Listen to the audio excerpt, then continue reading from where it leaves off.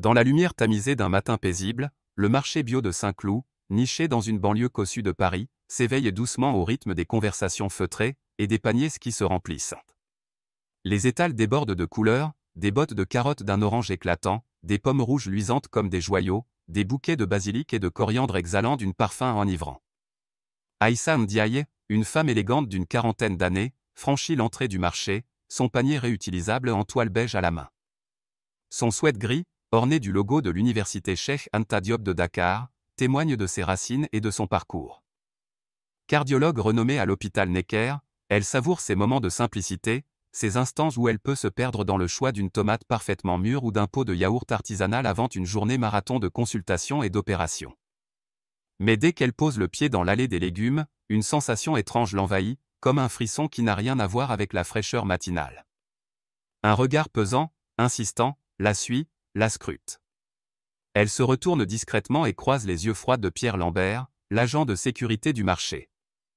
Grand, les bras croisés sur son torse, il l'observe sans ciller, son visage fermé trahissant d'une méfiance qu'elle ne comprend pas. Aïssa, habituée à naviguer dans un monde où sa couleur de peau attire parfois des regards curieux ou des murmures à peine voilés, esquisse un sourire poli, espérant désamorcer cette tension muette. Mais Pierre ne répond pas à son geste, il se contente de déplier les bras, de redresser les épaules, comme s'il la mettait au défi de faire un faux pas.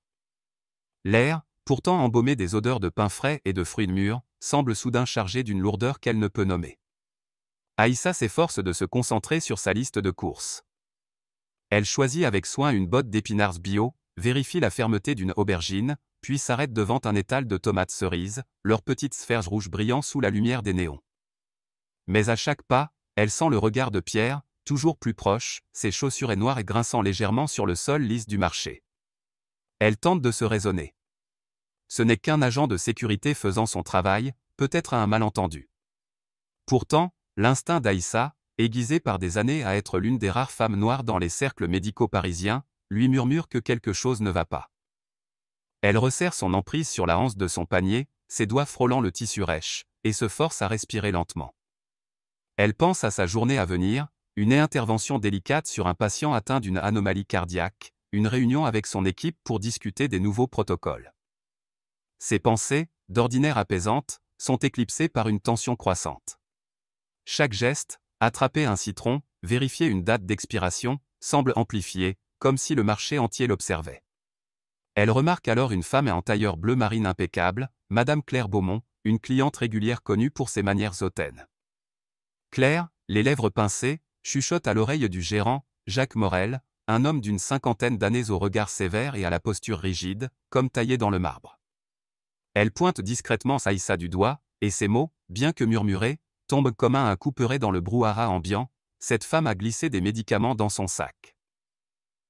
Aïssa, qui venait de poser une botte de carottes dans son panier, se fige. Son cœur s'accélère, un mélange de choc et d'incrédulité lui nouant la gorge. Elle se retourne lentement, croisant le regard accusateur de Claire, puis celui de Jacques, qui s'avance déjà vers elle, ses lèvres formant une ligne fine. « Madame, veuillez me suivre pour clarifier cela. » dit-il d'un ton sec, sans la moindre trace de courtoisie. Les mots claquant dans l'air, attirant l'attention des autres clients. Une vieille dame s'arrête, son panier de pommes à la main, un jeune couple échange un regard curieux. Aïssa, sentant la chaleur monter à ses joues, redresse les épaules et répond avec un calme qu'elle puise au fond d'elle-même. « Je suis le docteur Aïssa Ndiaye, chef du service de cardiologie à l'hôpital Necker. Je n'ai rien volé, ni médicament ni quoi que ce soit. » Sa voix était ferme, mais Jacques ne semble pas l'entendre. Ses yeux, d'un bleu glacial, la scrutent avec méfiance, comme si sa blouse blanche, ses années d'études à Dakar et à Paris, son titre de médecin n'avaient aucune valeur ici. « Les mains bien en vue, s'il vous plaît, » ordonne-t-il, sa voix tranchante. Aïssa pose son panier sur le comptoir vert, ses doigts effleurant le bord du tissu, et obéit, plaçant ses paumes à plat. Ce simple geste, exigé sans raison valable, lui semble une violation, comme si sa dignité elle-même était mise à nu. Elle tente de sortir son téléphone pour appeler son mari, Lucien, mais Jacques l'interrompt d'un ton brusque. « Pas de geste brusque, madame. » À cet instant, une jeune caissière, Camille Dupont, observer la scène depuis son poste à quelques mètres. Âgée d'à peine 20 ans, elle sent un malaise grandir en elle. Elle connaît Aïssa de vue, une cliente régulière, toujours polie, toujours souriante. Mais face à l'autorité de Jacques, Camille hésite, ses doigts serrant nerveusement son tablier. Elle sort discrètement son téléphone, le glisse sous le comptoir et commence à filmer, son pouls battant à tout rompre. Elle sait que ce qu'elle voit n'est pas juste, mais la peur de perdre son emploi la paralyse. Pendant ce temps, l'allée des légumes semble rétrécir autour d'Aïssa. Les murmures des clients s'amplifient, certains curieux, d'autres mal à l'aise, mais aucun n'intervient. Aïssa sent chaque seconde de cette confrontation s'étirer, chaque regard peser sur elle comme une accusation silencieuse. Elle pense à ses patients, à leur cœur fragile qu'elle répare avec précision, à sa réputation bâtie sur des années de travail acharné. Tout cela semble s'effacer dans cet instant où elle n'est plus qu'une suspecte. Quelques minutes plus tard, le claquement de bottes résonne à l'entrée. 2 officiers de police, Marc Fournier et Julien Lefebvre, pénètrent dans l'allée. Fournier, un homme robuste au regard dur, porte une main à sa ceinture, où pend son arme de service. Lefebvre, plus jeune, arbore une expression réservée mais suit son partenaire sans hésiter. « Madame, nous enquêtons sur un signalement de vol », annonce Fournier, sa voix teintée d'impatience. Aïssa, toujours debout près du comptoir, tend sa carte d'identité et répète, avec une dignité intacte, « Je suis le docteur Aïssa Ndiaye, cardiologue à Necker. Je n'ai rien volé. Vous pouvez vérifier les caméras. » Fournier ricane, échangeant un regard avec Lefebvre. « Necker ? Ça ne colle pas avec ce qu'on nous a dit ?» lâche-t-il, balayant ses propos d'un geste. Il passe sa carte à Lefebvre, qui la scrute comme s'il s'agissait d'un faux. « Si vous me laissez appeler mon mari, il pourra confirmer, » insiste Aïssa, mais Lefebvre l'interrompt d'un rire sec. « On verra ça au poste. » Sans lui laisser le temps de protester, Fournier sort une paire de menottes. Le cliquetis métallique résonne dans le silence oppressant du marché, et Aïssa sent le froid de l'acier enserrer ses poignets. Une douleur aiguë lui traverse les avant-bras, mais c'est l'humiliation qui brûle le plus. Les clients s'écartent, leurs regards oscillants et entre curiosité et malaise. Camille, toujours derrière son comptoir, continue de filmer, ses mains tremblantes. Elle veut parler, intervenir, mais la peur la cloue sur place.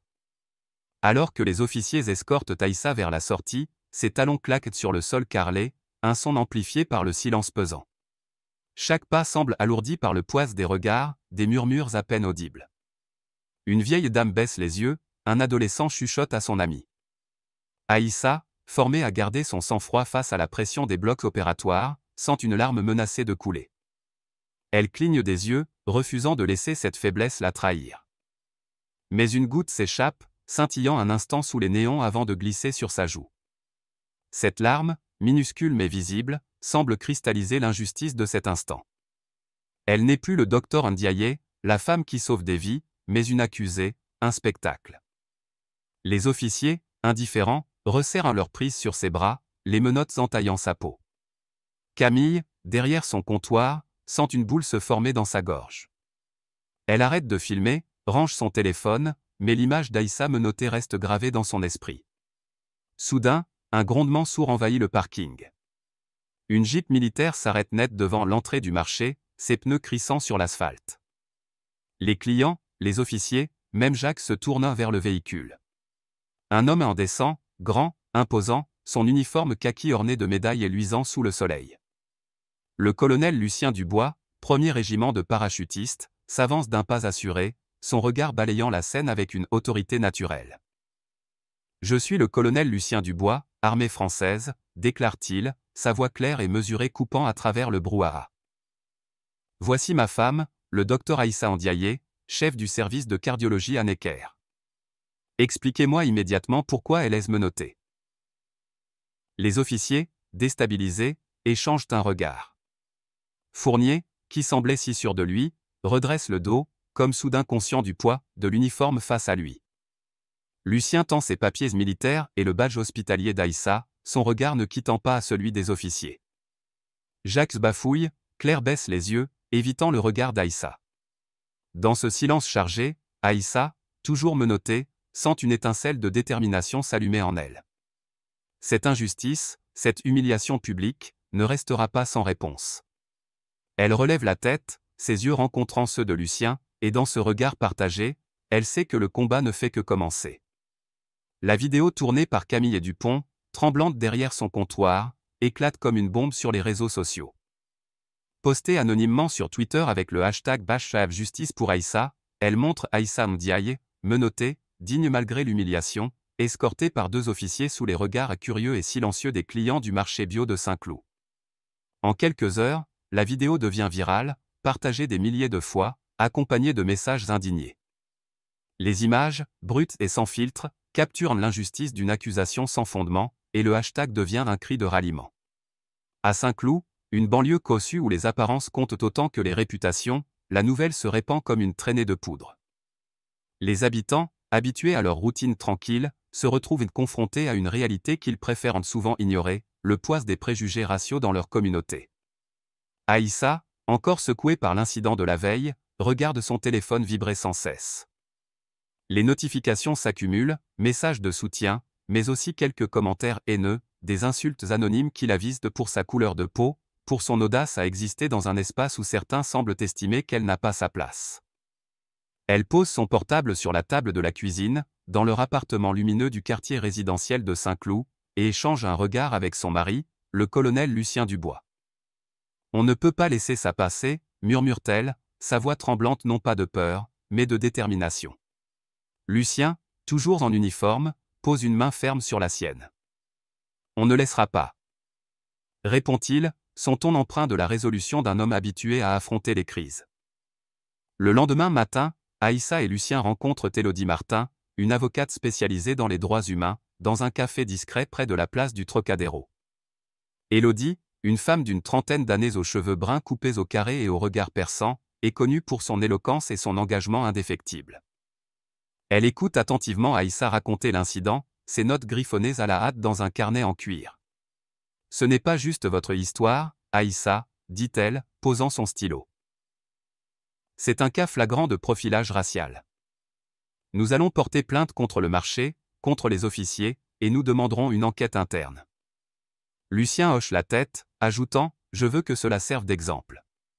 Personne ne devrait subir ce que ma femme a enduré. » Élodie esquisse un sourire, déjà en train de planifier la stratégie juridique. Elle sait que l'affaire, amplifiée par la vidéo virale, a le potentiel de secouer les consciences, mais aussi de provoquer des résistances. Elle propose de contacter des associations locales pour organiser une manifestation pacifique, une idée qu'Aïssa approuve immédiatement. « Je ne veux pas que cela reste une affaire privée », insiste-t-elle. « Cela doit être public, pour que chacun voie ce qui se passe quand on laisse les préjugés parler. » Pendant ce temps, Camille, la jeune caissière, est rongée par la culpabilité. Assise dans sa petite chambre d'étudiante, elle regarde la vidéo qu'elle a postée, les commentaires défilant à une vitesse vertigineuse. Elle n'avait pas prévu que son geste, impulsif et hésitant, déclencherait une telle tempête. Son employeur, Jacques Morel, l'a convoqué le matin même, son ton glacial lui intimant de ne pas se mêler de ce qui ne la regarde pas. Mais Camille, malgré sa peur de perdre son emploi, ne peut se taire. Elle contacte Élodie par email, révélant qu'elle possède d'autres vidéos, prises à son insu lors de précédents incidents au marché, où des clients issus de minorités ont été injustement ciblés par Pierre Lambert ou d'autres employés. « Je veux témoigner », écrit-elle, ses doigts tremblants sur le clavier. Ce n'est pas juste. Élodie, impressionnée par le courage de la jeune femme, organise une rencontre discrète. Camille, nerveuse, apporte son téléphone, montrant des clips où Pierre suit des clients noirs ou maghrébins avec une méfiance évidente. Ces preuves, bien que floues, renforcent le dossier d'Aïssa. À quelques kilomètres de là, Théo Garnier, un jeune journaliste du Parisien, flaire une histoire qui pourrait marquer sa carrière. Âgé de 25 ans, avec une tignasse bouclée et une énergie débordante, Théo passe ses soirées à fouiller les archives en ligne et à interviewer d'anciens employés du marché. Il découvre des plaintes antérieures pour discrimination, toutes étouffées par la direction sous prétexte de malentendus. Un ancien caissier, désormais employé dans un supermarché voisin, lui confie que Jacques Morel a toujours minimisé les incidents pour protéger l'image du marché. Théo rédige un article percutant, publié en une du Parisien sous le titre « Saint-Cloud, un marché bio entaché par le racisme ». L'article, accompagné d'une capture d'écran de la vidéo de Camille, amplifie la colère publique. Les réseaux sociaux s'enflamment, et le hashtag #justice pour Aïssa grimpe dans les tendances nationales. Dans un lycée de Saint-Cloud, Amine, un adolescent de 16 ans passionné par la justice sociale, suit l'affaire avec fascination. Fils d'immigrés algériens, il a souvent ressenti les regards méfiants dans les magasins ou les transports. Avec ses camarades de classe, il lance une campagne dans son établissement. Il crée des affiches avec le slogan « Tous égaux au marché », organise une collecte de signatures pour une pétition demandant des excuses publiques du marché, et inonde Twitter et Instagram de messages de soutien. Leur énergie juvénile, portée par des vidéos TikTok où ils dansent sur des chansons engagées tout en brandissant des pancartes, attire l'attention des médias. Une chaîne locale, France 3 Île-de-France, invite Amine à s'exprimer lors d'un débat télévisé. Face à la caméra, il déclare avec une assurance surprenante pour son âge « Ce n'est pas juste Aïssa qui a été humiliée, c'est nous tous. On veut un monde où personne n'est jugé sur son apparence. » Sa fougue galvanise la communauté, et des parents d'élèves rejoignent le mouvement, organisant une marche pacifique devant la mairie de Saint-Cloud. Mais la notoriété a un revers. Aïssa commence à recevoir des messages haineux sur son compte LinkedIn, des commentaires anonymes la traitant de « menteuse » ou pire. Une nuit, incapable de dormir, elle lit un message particulièrement virulent. « Rentre chez toi, tu n'as rien à faire ici. » Les mots la blessent, mais elle refuse de se laisser intimider. Lucien, toujours à ses côtés, organise une réunion avec des leaders communautaires dans leur salon. Des représentants d'associations antiracistes, des voisins, et même un imam local se réunissent pour discuter des prochaines étapes. « Ce n'est pas seulement notre combat », dit Aïssa, sa voix ferme malgré la fatigue. C'est pour tous ceux qui ont peur de faire leurs courses, de marcher dans la rue. Lucien, avec son pragmatisme militaire, propose de canaliser cette énergie en une pression constante sur les autorités locales. Il contacte un ami haut placé à la préfecture, demandant une enquête sur les pratiques des officiers Fournier et Lefebvre. Le soir de la manifestation devant la mairie, des centaines de personnes se rassemblent, brandissant des pancartes aux couleurs vives, « Justice pour Aïssa. Non au profilage racial ». Camille, hésitante, se joint à la foule, encouragée par un message d'Élodie. Tremblante, elle monte sur une petite estrade improvisée et prend le micro. « Je m'appelle Camille Dupont », commence-t-elle, sa voix chevrotante. « J'ai filmé ce qui s'est passé au marché. J'ai vu l'injustice, et je ne pouvais pas rester silencieuse. » Au CCI, on s'est dit ? La foule l'applaudit, et pour la première fois, Camille sent qu'elle a fait le bon choix. Théo, présent avec son carnet et sa caméra, filme son discours, qui est diffusé le soir même sur France 2. L'intervention de Camille donne un nouvel élan à l'affaire, inspirant d'autres employés du marché à dénoncer, anonymement, les pratiques discriminatoires de Jacques et de Pierre. Un employé confie à Théo que Pierre avait reçu des instructions implicites pour « surveiller de près » certains clients, une directive jamais écrite mais bien réelle. Jacques Morel, sous pression, publie un communiqué laconique sur le site du marché, promettant de réviser les protocoles et de coopérer avec les autorités. Mais sa réponse, vague et dénuée de remords, ne satisfait personne. Claire Beaumont, la cliente à l'origine de l'accusation, reste silencieuse, refusant de s'exprimer publiquement. Élodie, dans son bureau encombré de dossiers, prépare la plainte avec minutie, intégrant les nouvelles preuves de Camille et les révélations de Théo. Elle sait que le procès, qui approche, sera un moment décisif. Aïssa, debout aux côtés de Lucien lors de la manifestation, prend la parole devant la foule. « Ce n'est pas seulement mon combat », déclare-t-elle, sa voix résonnant dans la nuit. C'est celui de tous ceux qui sont jugés sans raison, qui portent le poids que d'un regard accusateur. Nous exigeons la justice, et nous l'obtiendrons. Les applaudissements éclatent, et Lucien, posant une main sur son épaule, sent une fierté immense pour sa femme. Mais dans l'ombre, les messages haineux continuent d'affluer, et Aïssa, malgré sa détermination, ressent une fatigue pesante. Le chemin vers la justice s'annonce long, et ce n'est que le début. Le tribunal de Paris, avec ses colonnes imposantes et son atmosphère solennelle, est bondé en ce jour d'audience publique. Les bancs de bois vernis grincent sous le poids des spectateurs, journalistes, militants, habitants de Saint-Cloud, et même quelques patients reconnaissants d'Aïssa Ndiaye, venus soutenir leur cardiologue. Aïssa, vêtue d'un tailleur noir sobre, se tient droite à la barre, son regard calme mais résolu. À ses côtés, Élodie Martin, l'avocate, feuillette ses notes avec une assurance méthodique. La salle, baignée par la lumière pâle des grandes fenêtres, semble retenir son souffle lorsque Aïssa commence à témoigner. Sa voix, claire et mesurée, résonne dans le silence. Ce jour-là, au marché de Saint-Cloud, j'ai été réduite à une accusation sans fondement, commence-t-elle. On m'a menotté, humilié devant une foule, non pas pour ce que j'avais fait, mais pour ce que l'on supposait de moi à cause de ma couleur de peau. Elle raconte l'incident avec une précision chirurgicale, chaque mot pesant comme une incision. Elle évoque la douleur des menottes, le poids des regards, la larme qu'elle n'a pas pu retenir. Je sauve des vies tous les jours à l'hôpital Necker, mais dans ce marché, je n'étais qu'une suspecte. La salle est suspendue à ses paroles, et même le juge, un homme aux lunettes cerclées d'acier, semble ému par sa dignité.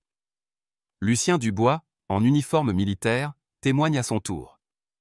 Ses médailles scintillant sous les néons, et sa voix, empreinte de l'autorité d'un colonel, porte une exigence claire. Ce qui est arrivé à ma femme est une injustice, mais c'est aussi le symptôme d'un problème plus large. Nous avons besoin de réformes, de formation, d'une police et d'une société qui ne juge pas sur les apparences. Les murmures d'approbation parcourent la salle, et Élodie, saisissant l'instant, présente les preuves accumulées. La vidéo de Camille, les témoignages d'autres employés, les plaintes antérieures découvertes par Théo. Camille et Dupont, appelés à la barre, tremblent légèrement en s'avançant. La jeune caissière, qui a quitté son emploi au marché sous la pression de Jacques et Morel, tient son téléphone comme une arme. Elle raconte comment elle a filmé l'incident, poussée par un instinct de justice malgré sa peur. J'ai vu le docteur Ndiaye être traité comme une criminelle sans raison, dit-elle, sa voix gagnant en assurance. J'ai vu d'autres clients, comme elle, être suivis, soupçonnés, juste à cause de leur apparence. Lorsqu'Élodie projette la vidéo sur un écran, la salle retient son souffle. Les images, bien que floues, capturent l'injustice brute, Aïssa menottée, les officiers Marc Fournier et Julien Lefebvre affichant une arrogance désinvolte, Jacques Morel refusant d'écouter ses explications. Claire Beaumont, la cliente à l'origine de l'accusation, est appelée à témoigner. Sous le regard perçant du juge, elle s'effondre en larmes, bafouillant « J'ai cru voir quelque chose, je me suis trompée. Je suis désolée. » Ses excuses, bien que sincères, semblent fragiles face à la gravité de son accusation. Le juge, après un délibéré tendu, rend son verdict, le marché de Saint-Cloud est condamné à une amende conséquente pour pratiques discriminatoires, et une formation obligatoire contre les biais raciaux est imposée à tout le personnel. Les officiers Fournier et Lefebvre sont suspendus, et une enquête interne est ordonnée par la préfecture de police. La salle éclate en applaudissements, mais Aïssa, immobile, sait que ce n'est qu'une étape. Dehors, la nouvelle du verdict se répand rapidement. Les réseaux sociaux, portés par le hashtag #Justice pour Aïssa, explosent de messages de victoire. Théo Garnier, le jeune journaliste, publie un article intitulé « Une victoire pour la justice à Saint-Cloud », qui devient l'un des plus lus du Parisien. Mais pour Aïssa, cette victoire n'est pas une fin. Assise dans son bureau à Necker, entourée de dossiers médicaux et de photos de ses patients, elle réfléchit à la manière de transformer cette épreuve en quelque chose de durable. Avec le soutien de Lucien, elle fonde la Fondation Cœur Ouvert, une initiative visant à offrir des bourses à des étudiants issus de minorités pour poursuivre des études de médecine. Lors d'une cérémonie émouvante à l'hôpital, elle accueille les 25 premiers boursiers, des jeunes pleins d'ambition, originaires de banlieues parisiennes ou de pays africains. « Vous êtes l'avenir », leur dit-elle, sa voix vibrant d'émotion. Ne laissez personne vous dire que vous ne méritez pas votre place. Parmi eux, une jeune femme, Fatou, lui confie qu'elle a choisi la cardiologie grâce à son exemple. Ce moment, simple mais puissant, redonne à Aïssa une énergie qu'elle croyait épuisée par les mois de combat. Lucien, de son côté, met à profit son expérience militaire pour lancer un programme de formation conjointe entre la police et l'armée. Intitulé « Ponce de confiance », ce programme réunit officiers de police, militaires et leaders communautaires pour des ateliers sur la désescalade et la sensibilisation culturelle.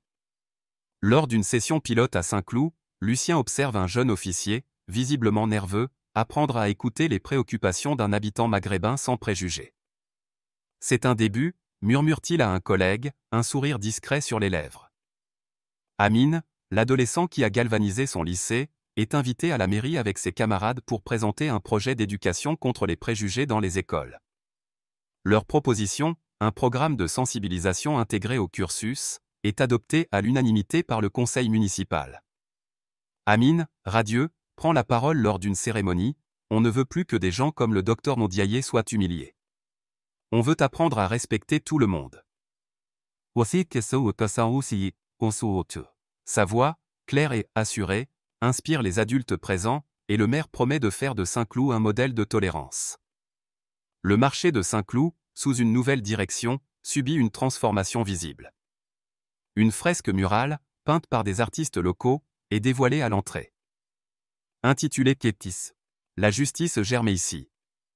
Elle représente des mains de toutes couleurs tenant des légumes, symbole d'unité. Les étals accueillent désormais des vendeurs issus de minorités, et un marché hebdomadaire, baptisé « Saveurs de Saint-Cloud », célèbre la diversité culinaire avec des stands sénégalais, marocains et antillais. Les habitants, autrefois réticents, s'y pressent, attirés par les arômes de poulet yassa et de tagine. Camille, désormais étudiante en journalisme grâce à une bourse obtenue avec l'aide de Théo, revient au marché pour la première fois depuis l'incident. Elle sourit en voyant à la fresque, fière d'avoir joué un rôle dans ce changement. Théo, toujours à l'affût d'une histoire, couvre l'inauguration du marché rénové, son article soulignant comment un moment d'injustice a uni une communauté. Aïssa et Lucien, main dans la main, traversent les allées du marché lors d'une cérémonie commémorative. Les regards qu'ils croisent ne sont plus accusateurs, mais empreints de respect. Une vieille dame, qui avait assisté à l'incident, s'approche pour serrer la main d'Aïssa. « Merci », murmure-t-elle. « Vous nous avez tous rendus meilleurs. » Aïssa, émue, hoche la tête. Lucien, à ses côtés, observe les étals animés, les rires des enfants jouant près d'un stand de crêpes. « On a fait du chemin », dit-il doucement. Aïssa acquiesce, mais son regard se tourne vers l'horizon. Elle sait que la lutte n'est pas terminée. Les messages haineux ont diminué, mais ils existent encore. Les préjugés, bien qu'affaiblis, persistent dans les coins d'ombre. Pourtant, chaque bourse décernée par sa fondation, chaque atelier animé par Lucien, chaque initiative d'Amine, est une graine plantée pour un avenir plus juste. La conclusion de cette histoire, née d'une injustice dans un marché ordinaire, est un appel à l'action. Aïssa, Lucien, Camille, Théo et Amine incarnent une vérité simple: le courage individuel, soutenu par une communauté unie, peut transformer les institutions. Le marché de Saint-Cloud, autrefois théâtre d'une humiliation, est devenu un symbole de renouveau. Chaque pas dans ses allées, chaque achat, chaque sourire échangé est une victoire discrète. Comme le dit Aïssa lors d'une interview télévisée, la justice ne se gagne pas en un jour, mais elle se construit, pas à pas, ensemble. Cette histoire, bien que fictive, rappelle que la lutte contre la discrimination est l'affaire de tous. Partagez vos réflexions. Pensez-vous que la résolution publique était nécessaire? Avez-vous vécu une injustice similaire? Comment pouvons-nous, par nos actions quotidiennes, bâtir un monde plus équitable? L'histoire d'Aïssa Ndiaye, injustement accusée dans un marché de Saint-Cloud, est une leçon poignante sur la résilience et la quête de justice face aux préjugés. Cette femme, cardiologue respectée, a vu sa dignité mise à l'épreuve par un regard accusateur, celui d'une société où les apparences priment parfois sur la vérité.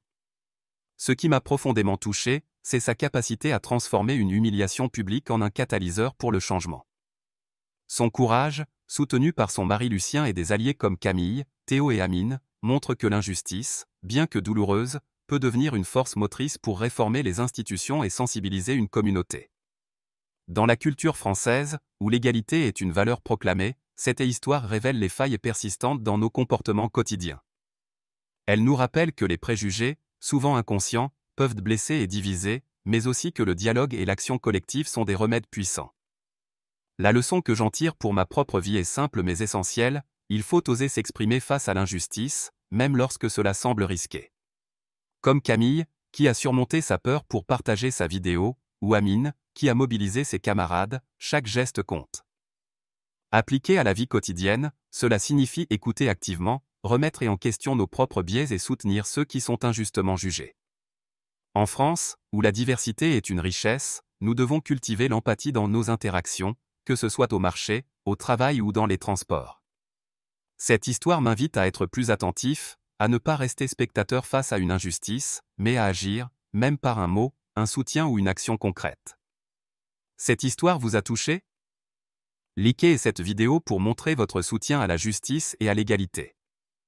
Partagez-la avec vos amis pour amplifier ce message d'espoir et de changement. Abonnez-vous à notre chaîne pour ne pas manquer d'autres récits inspirants. Et surtout, laissez un commentaire. Partagez vos réflexions, vos expériences ou vos idées pour bâtir une société plus juste. Ensemble, faisons entendre nos voix.